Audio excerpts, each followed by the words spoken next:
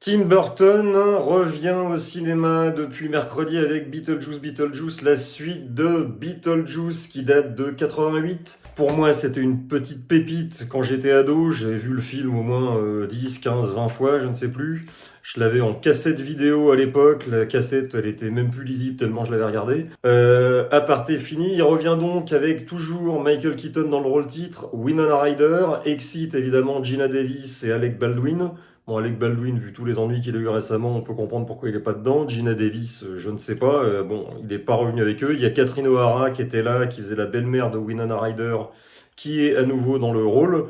Le reste, on a un casting qui va de Ortega, qui fait la fille de Winona Ryder, qui était déjà l'héroïne de Mercredi. On a la nouvelle petite amie de Tim Burton, donc en la personne de Monica Bellucci, et des petits rôles où on retrouve Danny DeVito avec grand plaisir, et tout un tas de casting. Le casting est vraiment super. 36 ans donc après l'original, on pouvait se dire que ça sentait très mauvais, parce que ça fait des années et des années qu'on entend parler d'une suite, et à chaque fois le script n'est pas prêt ou autre chose. On l'a enfin. Alors il l'a écrit, moi ça me faisait peur, parce il l'a écrit. Les scénaristes sont ceux de la série Mercredi, qu'il avait fait déjà avec Ortega. Perso, j'ai pas du tout aimé la série. C'était très bien fait, mais on reconnaissait pas du tout la patte de Tim Burton, à part évidemment le côté fantastique, machin et tout, mais je trouvais pas qu'on avait son univers dedans.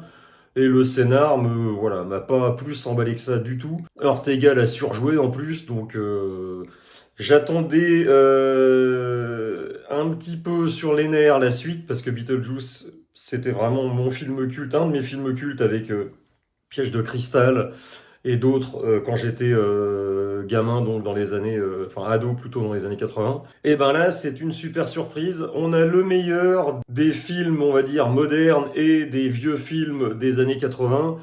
On a pas mal d'effets de plateau. Il y a évidemment du fond vert, mais il y en a quand même beaucoup moins que sur les films actuels. Donc on retrouve un peu la touche bricolée à l'ancienne du premier Beetlejuice. Ça, c'est très sympa. On a la patte de Tim Burton, on reconnaît l'univers visuel, le côté complètement délirant, l'humour un petit peu gore, bon, gentil gore, hein, mais l'humour décapant du premier. Et, aux surprises, on n'a pas les classiques en ce moment où il faut absolument placer des personnages homosexuels ou transsexuels, ou placer absolument toutes les minorités ou toutes les représentations ethniques du monde, hein. J'ai même pas souvenir d'avoir croisé un personnage qui soit d'origine asiatique ou africaine ou arabe ou autre, ce qui est dans le paysage cinématographique actuel, surtout venant des États-Unis, super méga étonnant. Et on n'a pas non plus Ortega n'a pas de copine lesbienne ou transsexuelle ou autre, parce que là, dans toutes les séries en ce moment, même dans les univers Marvel et autres, ils nous cassent des personnages comme ça. Quand c'est bien placé, je veux bien, sinon ça n'a rien à faire là tout le temps. Donc là, c'est quand même une petite surprise de ne pas avoir tout ce déballage qui répond à tous les lobbies ou autres du cinéma actuel. Il revient à son cinéma d'antan, ça fait super plaisir. Perso, on entend ici et là que le scénario est foutraque, qu'il y a trop de personnages, qu'il y a trop de sous-intrigues.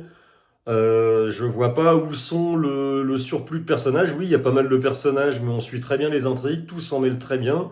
Les personnages en plus sont tous plus ou moins liés les uns les autres, donc il n'y a pas de difficulté à suivre l'histoire. Perso, j'ai trouvé que ça s'enchaînait très bien. Alors évidemment, vaut mieux avoir vu le premier avant d'avoir vu le deuxième, même si on peut le comprendre sans avoir vu l'original, c'est quand même mieux si vous avez vu celui de 88, sachant qu'il est dispo, je sais plus si c'est sur Netflix ou Amazon Prime en ce moment, donc c'est très facile de le trouver avant d'aller le voir au cinéma. Mais voilà, on a vraiment, alors pour moi c'est une vraie suite, une vraie bonne suite, et pas un espèce de faux remake comme pouvaient l'être des films comme 48 heures de plus, qui était plus ou moins un remake de 48 heures, parce que c'était exactement la même chose, ou le flic de Beverly Hills 2, même si c'était très bien, c'était un petit peu aussi pareil, un décalque du premier. Là on a vraiment l'univers du premier, mais on a une histoire qui est différente, et on reste dans l'univers, mais avec d'autres choses à raconter. Donc on a une vraie bonne suite. Moi je suis désolé, mais ça se suit très très bien, et je la trouve au niveau, ce qui est pas peu dire, parce que c'était pour moi un film culte, elle est vraiment au niveau du premier. Donc je peux pas dire le 2 est mieux que le un ou un tout petit peu moins bien. Pour moi, j'ai vraiment pris mon pied comme sur le premier. Alors après, à voir, celui-là, je l'ai vu encore une fois, je l'ai vu une quinzaine de fois. Le 2, je l'ai vu pour l'instant qu'une fois, donc on verra si ça tient sur le temps. Mais j'ai pris un pied phénoménal. C'est pour moi un des deux meilleurs films de l'année.